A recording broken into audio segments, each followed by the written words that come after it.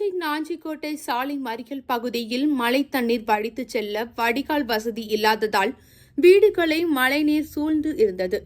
இதேபோல் தாழ்வான பகுதிகளில் உள்ள வீடுகளையும் மழைநீர் சூழ்ந்திருந்தது.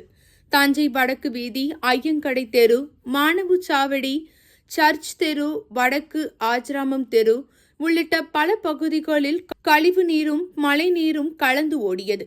இதனால் அந்த வழியாக கழிவு நீரில் நான் நடந்து செல்ல வேண்டிய நிலை ஏற்பட்டது. மேலும் தொடர் மழையின் காரணமாக குடிசை வீடுகள், ஓட்டு வீடுகள், பழமையான வீடுகளின் சுவர்கள் நனைந்து மிகவும் ஈரமாக உள்ளன.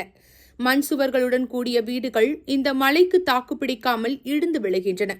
தஞ்சை சிவாஜி நகர் மேம்பாலம் அருகே கருணாநிதி நகரை சேர்ந்த 75 வயது மூதாட்டி பத்மாவதி என்பவர் குடிசை வீட்டில் வசித்து வருகின்றார். நேற்று முன்தினம் இரவு வழக்கம் போல் நேற்று வீட்டில் படுத்து தூங்கினார். அதிகாலை 3:30 மணி அளவில் திடீரென வீட்டின் ஒருபுற சுவர் இடிந்து வெளிப்புறமாக விழுந்தது. இந்த சத்தம் கேட்டு பத்மாவதி கண் விழித்து பார்த்தபோது வீட்டின் சுவர் இடிந்து விழுந்ததை பார்த்து அதிர்ச்சி அடைந்தார். இடிந்த சுவர் உள்புறமாக விழுந்தால் பத்மாவதியின் மீது விழுந்து இருக்கும். நல்லவேளை அதிர்ஷ்டவசமாக அவர் உயிர் தப்பினார். தஞ்சை பேட் எல்லையம்மன் கோவில் தெருவை சேர்ந்த 40 வயதுடைய விஜயகுமார் என்பவரின் மனைவி, தாய், 4 வயது மகனுடன் குடிசை வீட்டில் வசித்து வருகின்றார். தொடர் மழையின் காரணமாக இந்த வீட்டின் மண் சுவர் நனைந்து மோசமான நிலையில் இருந்தது.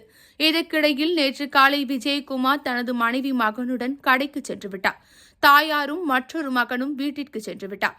அந்த நேரத்தில் மண் செவர்கள் இடிந்து வீட்டின் உட்புறத்தில் விழுந்தன. வீட்டில் யாரும் இல்லாததால் எந்தவித அசம்பாவிதமும் நடக்கவில்லை.